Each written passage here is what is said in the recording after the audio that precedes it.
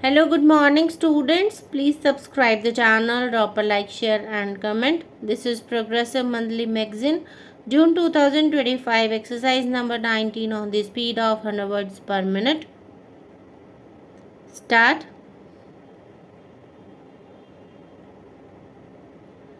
Honorable members, our 8 lakh cooperative societies and their 29 crore stakeholder members represent nearly 90% of rural India. In recent years, cooperative societies have also expanded in urban areas.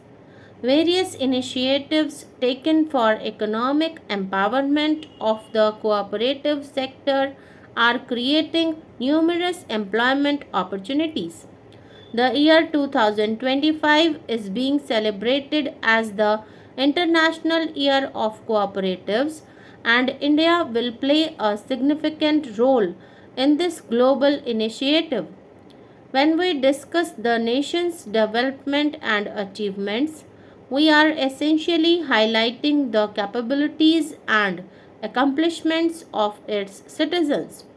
Today, there is collective participation of all in the development of the nation, and that is why we are able to realize its true potential. The greatest beneficiaries of my government's efforts have been the Dalit, backward, and tribal communities. For decades after independence, our tribal communities faced neglect. My government has prioritized their welfare. The DAJGUA and the Prime Minister Jan Man Yojana are direct examples of this initiative. Nearly 1.25 lakh tribal children are receiving quality education through more than 470 Eklavya model residential schools.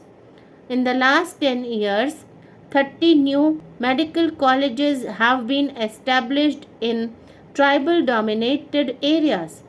A special national mission is addressing health issues related to sickle cell within tribal communities, with screening of around 5 crore individuals already completed.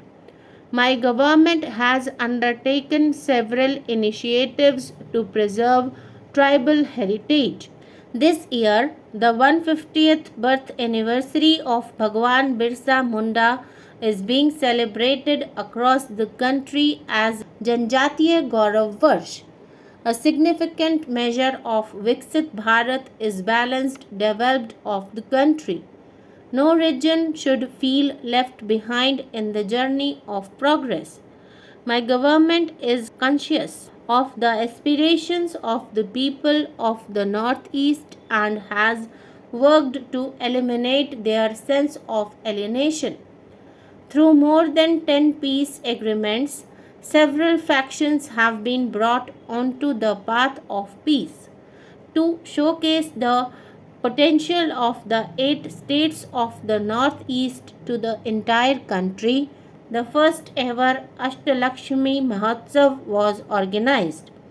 Along with the development of the Northeast, the government has initiated a comprehensive development plan for the Purvodaya of the eastern states, which will also create new employment opportunities.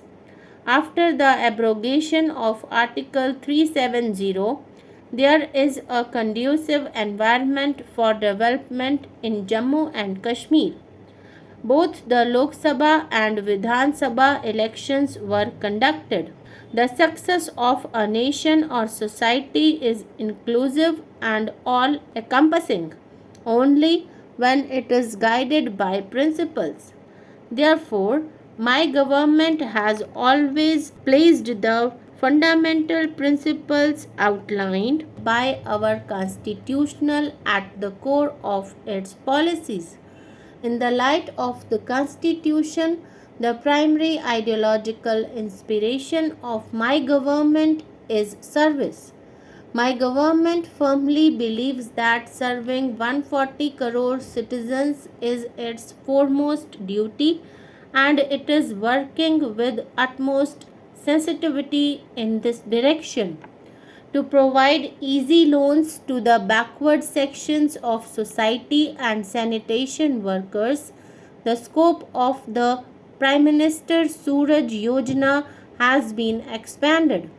To ensure the benefits of government schemes reach differently abled individuals, over 1 crore Divyang ID cards have been issued. The Namaste Yojana, launched for sanitation workers, has been extended to include all those who take up the noble responsibility of cleanliness, with the goal to ensure that no one is left behind in the journey of a Viksit Bharat. My government is working with a saturation approach. The past decade has been a period of revival of India's cultural consciousness. With pride in our heritage and dedication to progress, we are shaping a future where culture and development move forward together. This year, we will celebrate the 125th birth anniversary of Dr. S.P. Mukherjee, who said, "True nationalism lies not only in the physical unity of India, but in strengthening its cultural unity." Our manuscripts are a priceless heritage containing vast knowledge that needs to be studied, researched, and utilized for the benefit of humanity. The process of digitizing and preserving these manuscripts using advanced technology is being initiated on mission mode. A significant pillar of the nation's heritage is our rich linguistic culture. I am pleased to inform you that the government has granted classical language status to Assamese, Marathi, Pali, Prakrit, and Bengali. For easy communication in all languages of India, the language platform Bhashini, powered by AI, is being widely used by the citizens of the country.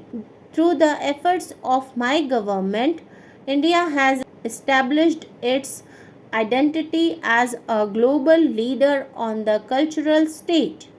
To connect all Asian Buddhist countries, my government organized the first Asian Buddhist Conference. Last year, India also hosted the World Heritage Committee's meeting with participation from 140 countries. Through the celebration of International Yoga Day, the entire world is now embracing India's rich tradition of yoga. To take the grand edifice of progress to new glories, strong pillars are required.